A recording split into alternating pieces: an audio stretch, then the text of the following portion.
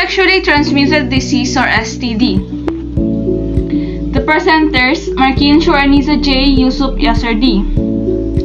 Hi everyone, I am Shoraniza J. Markin, your reporter number 1. So this day, I am going to tackle about sexually transmitted disease. Sexually transmitted disease, STD, also known as the sexually transmitted infections, STIs, or venereal disease, VD. This used to refer a condition that passed from one person to another through sexual contact. A person can contact with STD by having unprotected vaginal, anal, or oral sex with someone who has the STD. Bacteria, virus, or parasite that can cause STD may pass from one person to another in blood, semen, or vaginal and other bodily fluid. Sometimes, these infections can be transmitted non-sexual, such as mother to infant during pregnancy or childbirth, blood transfusions, or shale needles. So let's proceed to types of sexually transmitted disease or STI. So we have the bacterial vaginosis, chlamydia, gonorrhea, hepatitis, herpes, HIV or AIDS, and STDs. Human papillomavirus (VVD) infection, pelvic inflammatory disease (PID), STDs and infertility, STDs during pregnancy, syphilis, and trichomoniasis. So let's proceed to STD symptoms for women. Pain or discomfort during sex or urination, sores, bumps, or rashes on or around the vagina, anus, buttocks, thigh, or mouth. Unusual discharge or bleeding from the vagina, itchiness in or around the vagina. So the next symptoms, we have STD symptoms for men. So we have a pain or discomfort during sex or urination, just like symptoms for a woman. Sores, bumps, or rashes on or around the penis, testicles, anus, buttocks, thigh, or mouth. Usually discharge or bleeding from the penis, painful or swollen testicles. So next, let's proceed to an STDs that are curable and incurable. Many STDs are curable. The following STDs can be cured with antibiotics or another treatment. We have chlamydia, syphilis, gonorrhea, crabs, and trichomoniasis. So these are the STDs that are curable with antibiotics or the other treatments. And the other STDs that cannot be cured, we have hepatitis, HPV, and herpes. So noted that even if an STD can be cured, it can still be managed. It is still important to get an early diagnosis. Treatment options are often available to help alleviate symptoms and lower your chances of transmitting the STDs to someone else. So this is my last report. So thank you for listening and watching.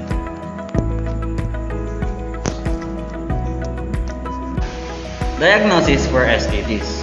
Depending on your sexual history, your healthcare provider might recommend STD testing even if you have no symptoms. This is because STDs don't have cause noticeable symptoms in many cases.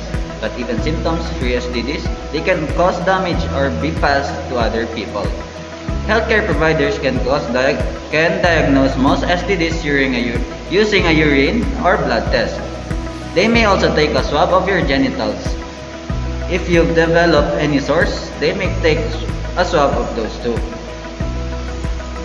Home testing kits are also available for STDs, but they may not always be reliable. You can get tested for STDs at your doctor's office or sexual health clinic. Then treatment for STDs. The recommended treatment for STDs varies depending on what STDs you have. It's very important that you and your partner may be successfully treated for STDs before resuming sexual activity. Otherwise, you can pass on infection back and forth between you. Then, STDs preventions. Avoiding sexual is the only full proof of way to avoid STDs. But when having a vaginal, anal, or oral sex, there are ways to make it safer. When used properly, condoms provide effective protection against many STDs. For optimal protection, it's important to use condoms during vaginal, anal, and oral sex. Dental dams can also provide protection during oral sex. Condoms are generally effective at preventing STDs that spread through fluids such as semen or blood.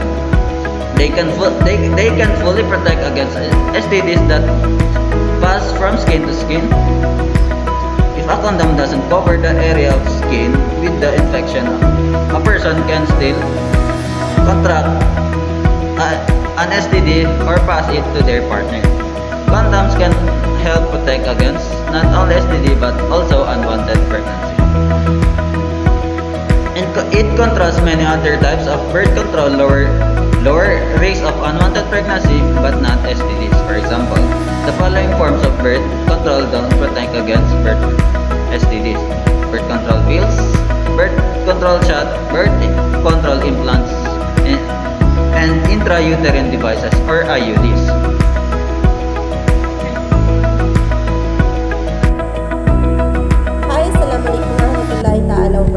I am Khadija J. Sarani. Today I'm going to explain what is hepatitis A, B, C, D, and E. First, what is hepatitis? Hepat means liver.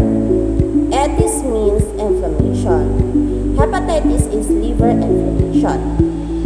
Then, viral hepatitis is a systemic viral infection in which necrosis and inflammation of liver cell produce a characteristic cluster of clinical, biochemical, and cellular change. The date 5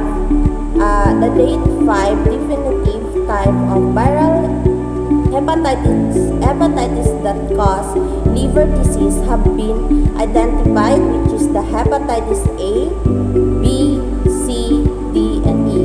Hepatitis A and E are similar in mode of transmission, which is the fecal and oral route, whereas hepatitis B, C, and D shared many other characteristics. Then let's talk about hepatitis A, formerly called infectious hepatitis, is caused by an RNA virus of the enterovirus family. In the United States, the disease is seen mainly in the adult population. Hepatitis A virus is transmitted primarily through the fecal-oral route by the ingestion of food or liquid infected with the virus. It is more prevalent in countries with overcrowded and other sanitation. The virus has been found in the stool of infected patients before the onset by symptoms and during the first few days of illness.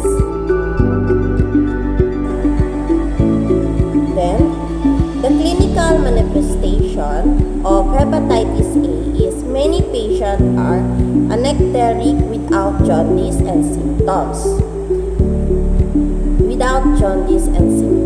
When symptoms appear, they resemble those of a mild flu-like upper respiratory tract infection with low-grade fever and anorexia. An early symptoms is often severe. It is through the result from release of a toxic by the damaged liver or from failure of the damaged liver cells to detoxify an abnormal product.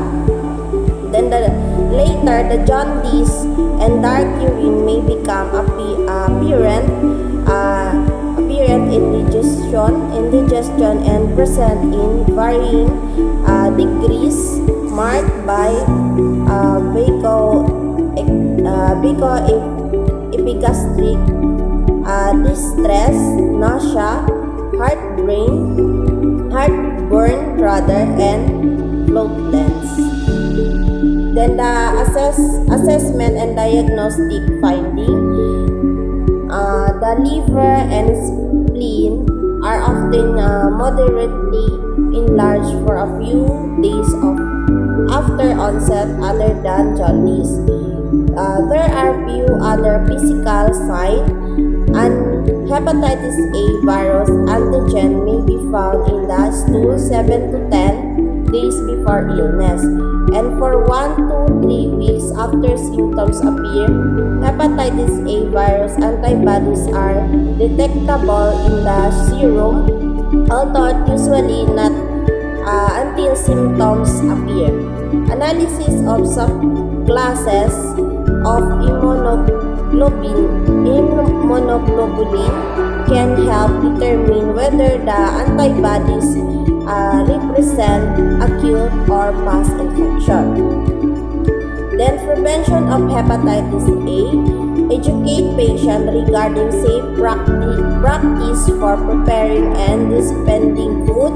Encourage consciousness, individual hygiene. Encourage proper community and home sanitation. Facilitate mandatory reporting of viral hepatitis to local health department. Promote community health education program. Promote vaccination to interrupt community-wide outbreak. Recommended free exposure vaccination for all children 12 to 23 months of age. Continue existing immunization program for child 1 to 18-year-old of age. Recommended vaccination for travelers to developed country, illegal drug user, injection and non-injection drug user, men who have sex with men, people with chronic liver diseases, people who work with hepatitis A virus infection animals, or work with hepatitis A virus in research facilities, and represent of full plasma product for clotting factors disorder. Then support effective health supervision of school, dormitories, extended care facility, barracks, and camp. Then the medical management, bed rest during the acute stage, and the nutritious diet are important aspects of treatment. During the period of anorexia, the patient should receive frequent small feeding, supplemented if necessary by IV fluid with glucose. The nursing management usually occur in the home unless symptoms are severe. Specific education for patient and family about reducing the risk of contracting hepatitis A virus include good personal hygiene, stressing carefully hand hygiene after bowel movement and before eating, and environmental sanitation, safe food and water supply, effective sewage disposal. Then let's talk about hepatitis B virus. Unlike hepatitis A virus and hepatitis B virus, the hepatitis B virus is transmitted primarily through blood, percutaneous and permucosal route. Hepatitis B virus can be found in blood, saliva, semen, and vaginal secretion, and can be transmitted through mucous membrane and break in the skin. Hepatitis B virus is also transmitted from carrier mother to their infant, especially in area with high incidence. Here are the dietary management of the hepatitis. Then the advise patient to avoid substance, medication, herbs, illicit drug and toxin that may affect liver function, such as John worked in patient taking hepatitis C virus protease inhibitor. Then be aware that the enteral feeding may be necessary if anorexia, nausea, and vomiting persist. Carefully monitor fluid balance. Then instruct patient to abstain from alcohol during acute illness and for at least 6 months after recovery. Provide intake of 25 to 30 kcal day per day. Then provide protein intake of 1.2 to 1.5 kilogram per day. Then gram or kilogram per day. Then recommended small frequent meal, minimize period and without food intake.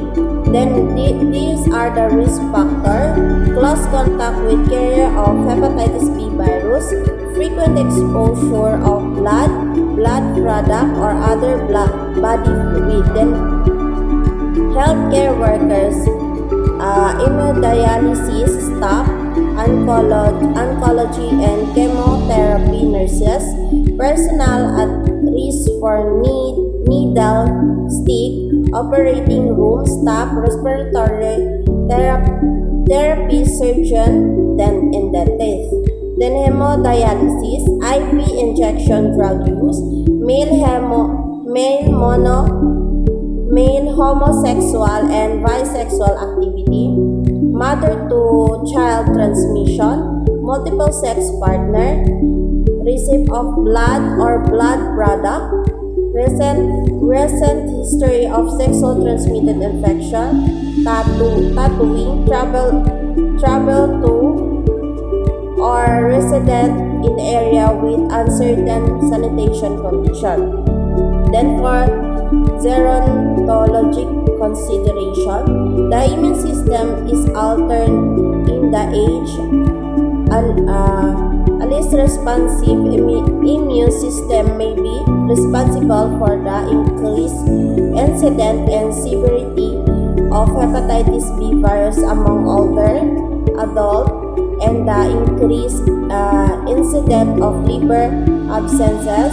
Second, to decrease phagocytosis by the copper cells. The older patient with hepatitis B virus has a serious risk of severe liver cells necrosis of fulminant hepatic failure, particularly if other illnesses are present with the advent of an hepatitis B virus vaccine as the standard for prevention. The incidence of hepatic diseases may decrease in the failure. Then here the clinical manifestation. The clinical manifestation, clinically, hepatitis B virus closely as resembles hepatitis A virus, but the incubation period is much longer, 1 to 6 months. Signs and symptoms of hepatitis B virus may be insidious and variable. Then fever and respiratory symptoms are rare. Some patients have arthralgias and rashes. The patient may have loss of appetite, dyspepsia, abdominal pain, generally aching, then malaise and weakness. Jaundice may or may not be evident. If jaundice occur, light color stool and dark urine accompany it. Then the liver may be tender and enlarged of 12 to 14 cm. Vertically, the spleen and enlarged and palpable in the few patients, the posterior cervical lymph nodes may also be enlarged, so clinical episode also occur frequently. Then, the ER assessment and diagnosis finding. Hepatitis B virus is a deoxyribonucleic acid virus composed of the following antigenic particles. Then, HBsAg, hepatitis B antigen materials in an inner core. Then, BCSAg, hepatitis B surface antigenic materials on the viral surface, a marker of active replication and infection. Then HBeAg, an independent protein circulating in the blood. BHXAg, gene product of X gene of HIV, product of X gene of hepatitis B virus, and DNA, each antigen elicits its specific antibodies, and it is marker for different stage of the disease process.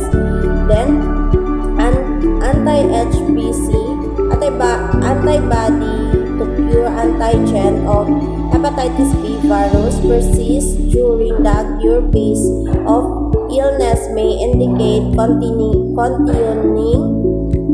hepatitis B virus in the liver.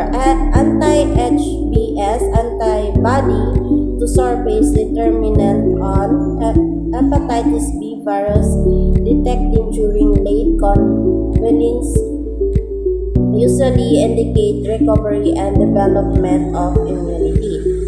Anti-HBe antibody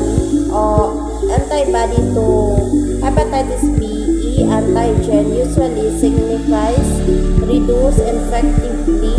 Anti-HBeAg antibody to the hepatitis B X antigen may indicate ongoing replication of hepatitis B. Then, for prevention of hepatitis B transmission required a multifaceted approach, including public health intervention and education, as well as program to foster immunization against this virulent virus in an effort to reduce the disease burden. Then, for preventing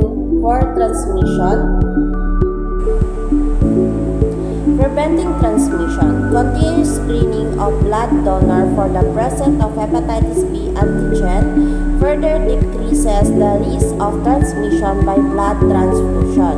The use of disposable syringe, needle, and lancet, and the introduction of needle IV administration system have reduced the risk of spreading this infection from one patient to other or to healthcare personnel during the collection of health sample or the administration of parenteral therapy.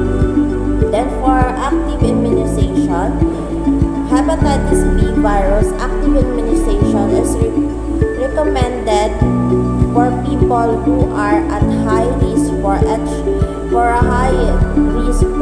HBV, healthcare personnel, which is the healthcare personnel, patient undergoing hemodialysis. Then, passive immunity, hepatitis B immune globulin, hepatitis B immune globulin provide passive immunity to hepatitis B and indicate for people exposed to hepatitis B virus who have never had hepatitis B and have never received hepatitis B vaccine. specific indication for post-exposure vaccine with HBIG, including number 1, inadvertent exposure to HBIG position blood through percutaneous needle stick or transmucosal implantations in contact with mucous membrane route, then sexual contact with people positive for HBIG, perinatal exposed infant born and hepatitis B virus infection mother should receive HBIG within 12 hours after delivery. Then medical management. The medical management, the goal are the minimize effectively the liver inflammation and decrease symptoms of all the agents that have been used to treat chronic type B viral hepatitis alpha interferon. The single modality of therapy that offer the most promise. Then for nursing management, convalescence may be prolonged with complete symptomatic recovery, sometimes requiring 3 to 4 months or longer. Then during this stage, gradually resumption of physical activity is encouraged. After the jaundice has resolved, the nurse identifies psychosocial issue and concern, particularly the effect of separation from family and friends if the patient is hospitalized during the acute and infective stage. Then for hepatitis C virus, blood transfusion and sexual contact once accounted for most cases of hepatitis C virus in the United States, but other parenteral means such as sharing of contaminated needle by those who use IV or injection drug and unintentional needle stick and other injuries and healthcare workers now account for significant number of cases. Then here are the risk factors. Children born to human infected with hepatitis B virus, healthcare and public safety worker after needle stick injuries or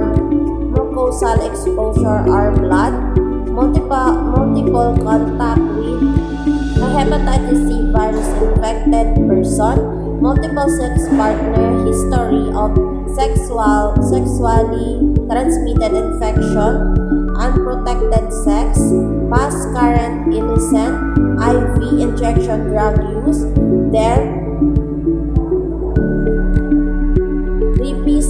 represent of blood product or organs transplant before 1992 or clotting factor concentrated before 1987. Then for the prevention, advise avoidance of high-risk behavior such as IV drug use, avoid multi-dose viral inpatient or setting, monitor cleaning, disinfection, and sanitation of reusable device in patient care setting, use barrier precaution in situation of contact with blood or body fluid, use needleless IV and injection system in healthcare, then use standard precaution in clinical care. Then that's all. Thank you. Hi ma'am, assalamualaikum. I'm Uja Fatima Shena S. My topic today is all about hepatitis. Hepatitis D virus is the Delta agent infection occurs in some cases of hepatitis B because the virus required the HBsAg for its replication. Only people with hepatitis B are at risk for hepatitis B. And then hepatitis D is common among those who use the IV injections, drugs, patients undergoing hemodialysis, and recipients of multiple blood transfusion. Sexual contact with those who have hepatitis B, it is considered to be important mode of transmissions of hepatitis B and D. The symptoms of hepatitis D are similar to those of hepatitis B, except the patients are the more likely to develop fulminant and failure and to progress to chronic active hepatitis cirrhosis. The treatment is similar to that other forms of hepatitis. Currently, interferon alpha is the only licensed drug available in the treatment of for HBV infection. So next is about hepatitis E virus. Hepatitis E virus, it is believed that the HEV is transmitted by the fecal-oral route, principally through the contaminated water in areas with the poor sanitation. The incubation period is estimated to range between the 15 and 65 days in general. Hepatitis E is resembled hepatitis A. It is a self-limited course with an abrupt onset. Jaundice is almost always present. The chronic forms not to develop is the avoiding contact with the virus through good hygiene, and then including hand washing is the major method of prevention of hepatitis E. The effectiveness of immune globulin in protecting against HEV is uncertain. Then hepatitis G virus and GV virus C it is a long been believed that there is another non-agent causing hepatitis in human. The incubation period for post-transfusion hepatitis is about 14 to 145 days, too long for hepatitis B or C. In United States, about 5% of chronic liver disease remains cretogenic and then does not appear to be autoimmune or viral in origin. 50% of these patients have been received the blood transfusion before developing disease. Therefore, another form of hepatitis referred to as hepatitis G virus and HGV or GV virus C, GVC. So, hepatitis G virus is also described that these are to be two different isolates of the same virus, which are percutaneously transmitted, although antibodies are absent. The clinical significance of this virus, it remains uncertain. Risk factors are similar to those hepatitis C. There is no clear relationship between the HGV or GVC infection. The progressive liver disease persistence infection does not occur but does not affect the clinical course. Then next is the non-viral hepatitis. So the non-viral hepatitis is the certain chemical have toxic effect on the liver and procedure acute liver of the cell neurosis or toxic hepatitis. When inhaled injected parenterally or taken by the mouth, some chemicals commonly implicated in this disease include the carbon, tetrachloride, and phosphorus, and then these substances are true hepatotoxins. That many medication can lead to hepatitis but are only synthesizing rather than toxin. So, drug-induced is similar to acute viral hepatitis, but parenchymal destruction tends to be more expensive. Medication that can lead to hepatitis include the isoniazid, nitrazid, halotane, flutane, acetaminophen, methyl-aldomet, and certain antibiotics, anti-metabolites, and anesthetic agents. So, what is the non-viral hepatitis acute? The non-viral hepatitis is also known, it is inflammation of the liver that occurs suddenly and can lead to liver failure. It can be caused by the exposure to some medications, drugs, alcohols, and toxins. It can also cause by autoimmune system disease. Other possible causes of non-viral hepatitis include the contaminated water, food, dietary, and herbal supplements. Traditional or home remedies, wild growing and mushroom and plants, and chemicals such as metals, solvents, and paint thinners or pesticides. So that's all my report for today. Thank you very much. Hi everyone, I'm Nazifa S. Sari from Ophiuchus Sete. So in this video, we're going to discuss about Guillain-Barre syndrome. So what is Guillain-Barre syndrome?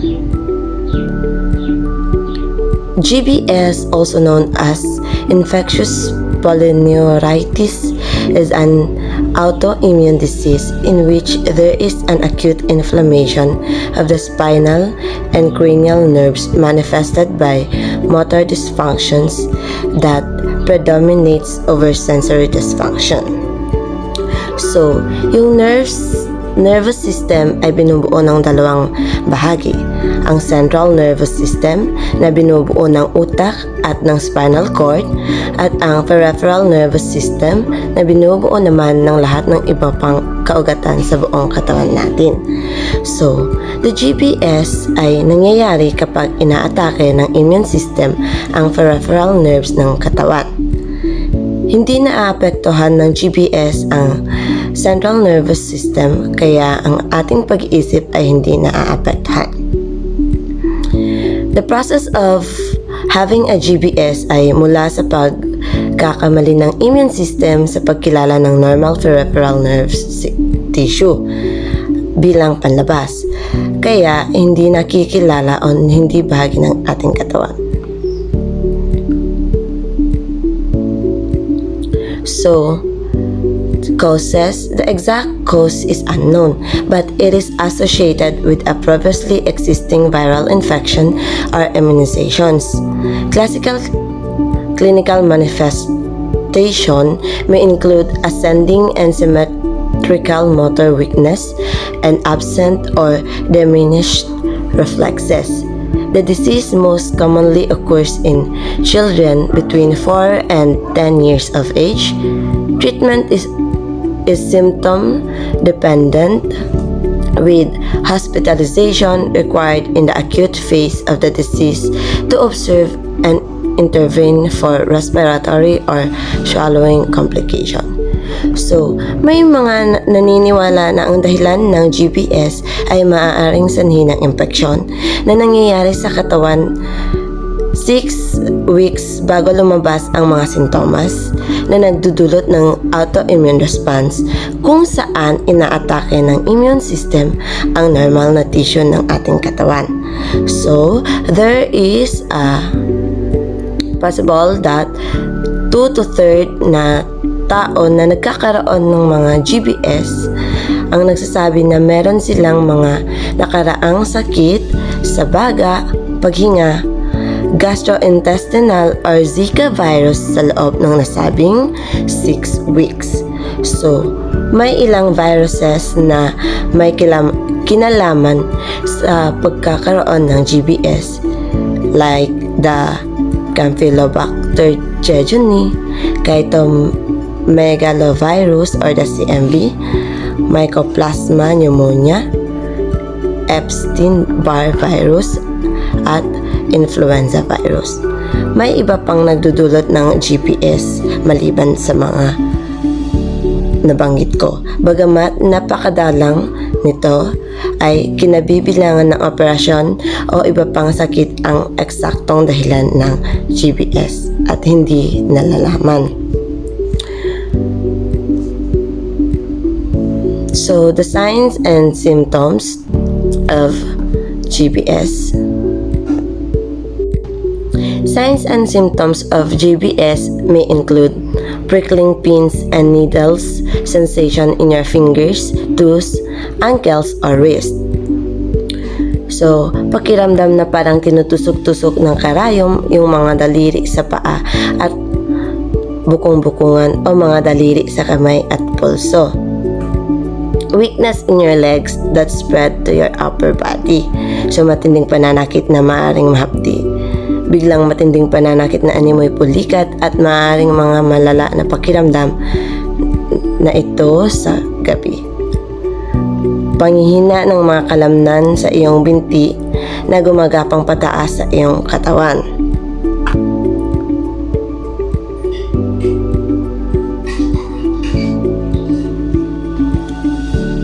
Unsteady walking or inability to walk or climb stairs. So, problema sa koordinasyon at hindi matatag o hindi matatag na pagkilos lalo na kapag umaakyat sa hagdan o kapag naglalakad. Difficulty with facial movement including speaking, chewing, or swallowing. So, problema sa paggalaw ng kalamnan sa mukha, kabilang na yung problema sa pagsasalita, pagnguya, o paglunok. Next is the double vision or inability to move eyes. So, problema sa paggalaw o hindi maigalaw ang mga mata. Problema sa paningin katulad ng pagkaduling. Severe pain that may feel achy, shooting, or cramp-like and may be worse at night. So, yun na yung matinding pananakit na maaaring mahapdi, biglang matinding pananakit na animoy pulikat, at maaaring mas malala ito sa gabi. So, difficulty with bladder control or bowel functions. So, ito na yung paghirap sa pagpigil ng pantog, problema sa digestion at pagdumi. Rapid heart rate. So, abnormal o mabilis na pagtibok ng puso. Low or high blood pressure, abnormalities or mababa o mataas na presyon ng ating dugo. So, difficulty breathing, nahihirapan sa paghinga. Next is, the main types are the acute inflammatory, demyelinating. So the most common signs of AIDP is muscles weakness that starts in the lower part of your body and spread upward. So ang myelin na nakabalot sa kaugatan ay napipinsala kaya hindi maayos na dumadaan dito ang mga signals ng kaugatan.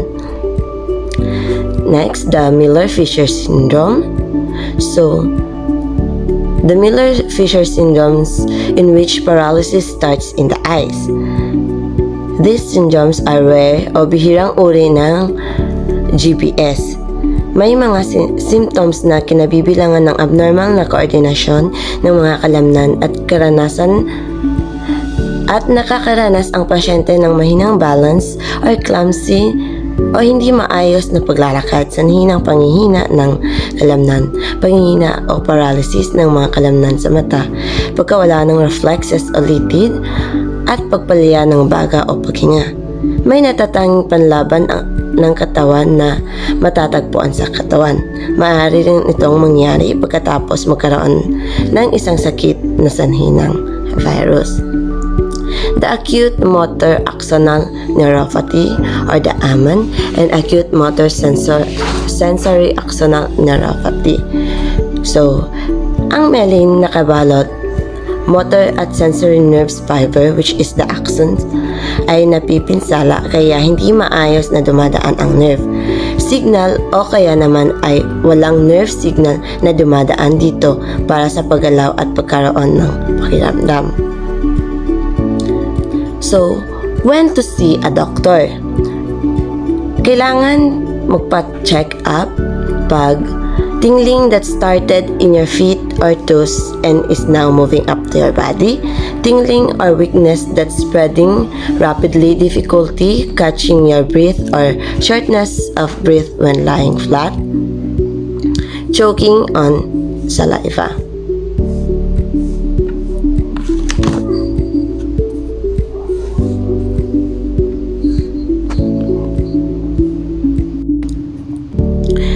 So, call your doctor if you have mild tingling in your toes or fingers that doesn't seem to be spreading or getting worse. Seek emergency help. GBS is a serious condition that requires immediate hospitalization because it can worsen rapidly. The sooner appropriate treatment is started, the better the chance of a good outcome. So, the diagnosis of the GBS, the physical exam.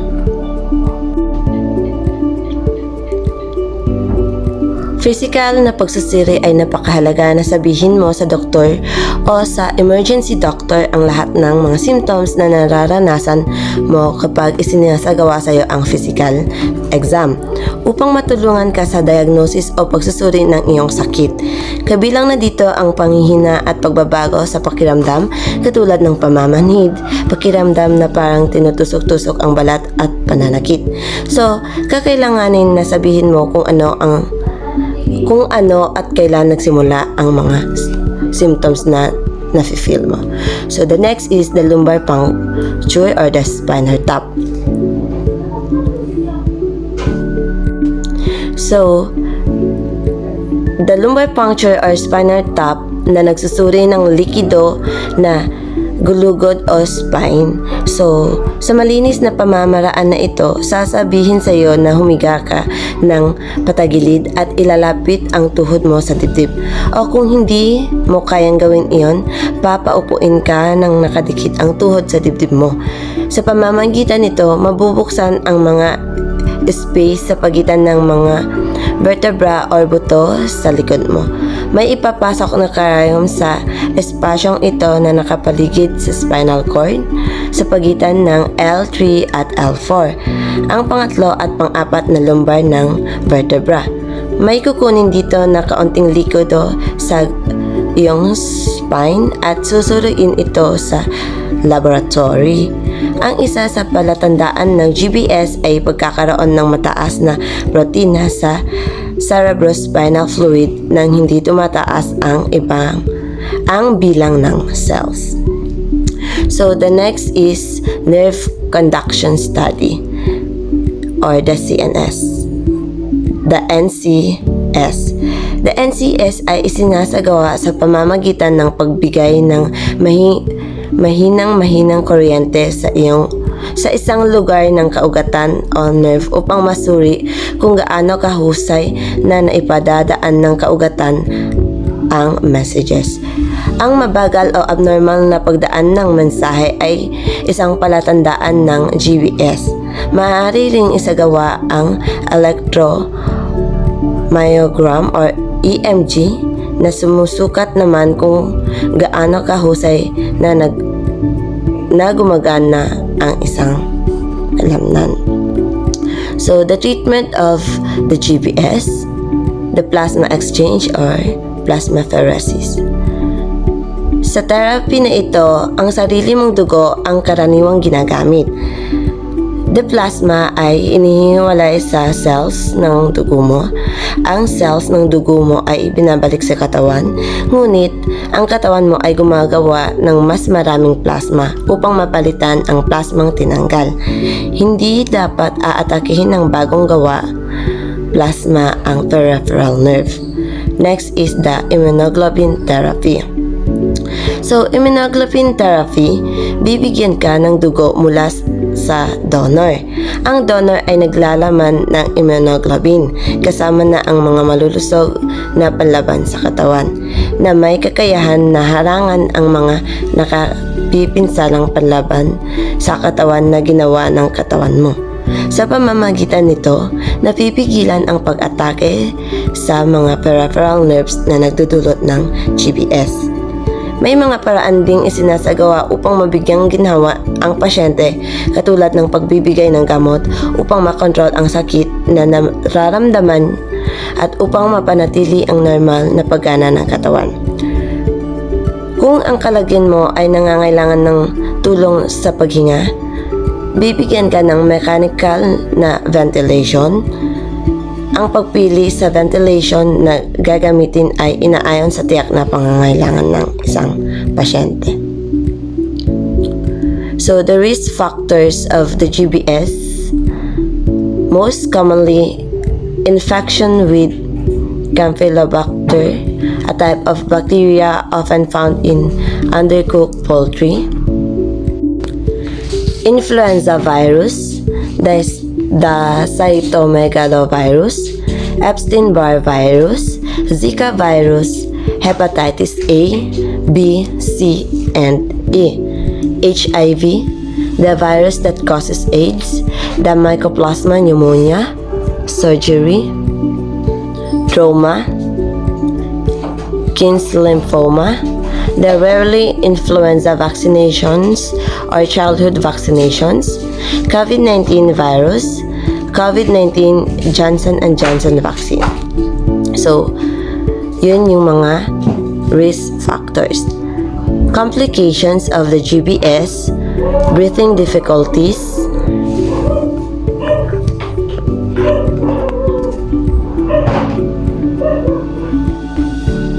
so, the weakness or paralysis can spread to the muscles that control your breathing, a potentially fatal complication. Up to 22% of the people with the GBS need temporary help from a machine to breathe within the first week when they're hospitalized for the treatment. The next is the residual numbness or other sensation. So, most people with GBS syndrome recover completely or have only minor residual weakness, numbness, or tingling. The heart and blood pressure problems, blood pressure fluctuations and irregular heart rhythms or the cardiac arrhythmias are common side effects of the GBS. Next is the pain. 1/3 of people with GBS syndrome experience severe nerve pain, which may be eased with the medication, of course. So, the bowel and bladder function problems. Sluggish bowel function and urine retention may result from the GBS. Blood clots. People who are immobile due to GBS are at risk of developing blood clots. Until you're able to walk independently, taking blood thinners and wearing support stockings may be recommended. Blood clots and pressure sores. So, blood clots, people who are immobile due to GBS are at risk of developing blood clots. Pressure sores, being immobile also puts you at risk of developing bed sores, which is pressure sores.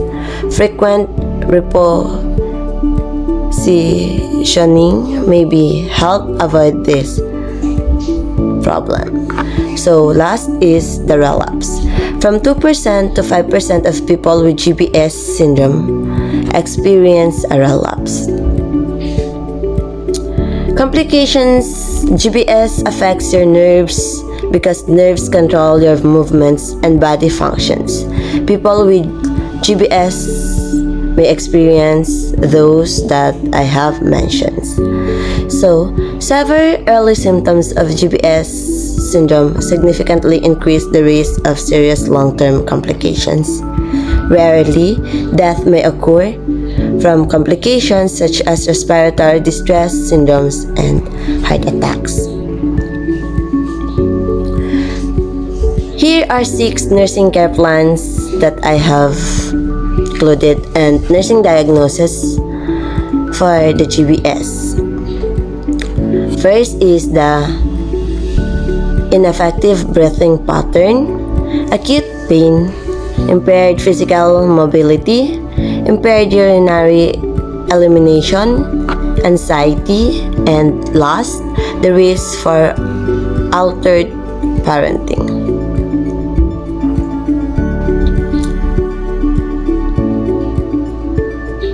Nursing care plans. Nursing care planning goals for pediatric client with GBS include improved respiratory function, promotion of physical mobility, prevention of contractures, decreased anxiety and pain, relief of urinary retention, improvement of parental care, and prevention of complications. So, acute pain. Nursing diagnosis, acute pain may be related to biologic injury agent, inflammation of nerves, possibly evidenced by communication of pain descriptors of discomfort in the extremities, guarding behavior, autonomic responses of diaphoresis, alteration in muscle tone, tachypnea, and tachycardia. So what are the desired outcomes? Here are the desired outcomes. So our nursing interventions: assess level of pain and ability to engage in activities. Rationale determines the extent of pain or presence of progressive paralysis. Identify the child's perception of the word pain and inquire family members what word and child uses at home. Utilize pain scale appropriate for the child's age and developmental level. Rationale facilitates better communication between the child or family and nurse. Nursing intervention also administered analgesic based on pain assessment and respiratory status. Monitor side effect after administration. The rationale eliminates or controls pain and provides comfort. Next is provide support to extremities and maintain clean, comfortable bed using egg crate mattress and padding to bony prominence as needed. Reposition client every 2 hours.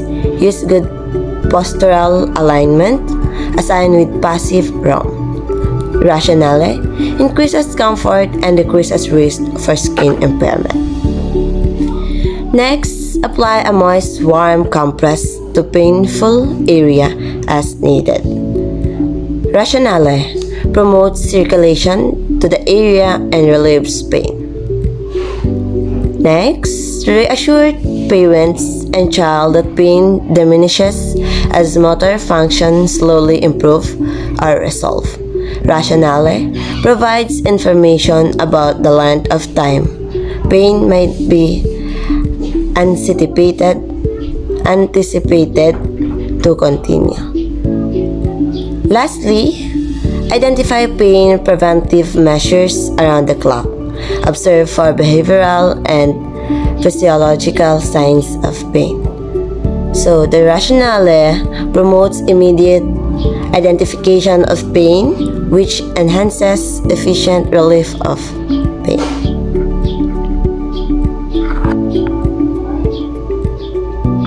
So, that's all. Thank you for watching.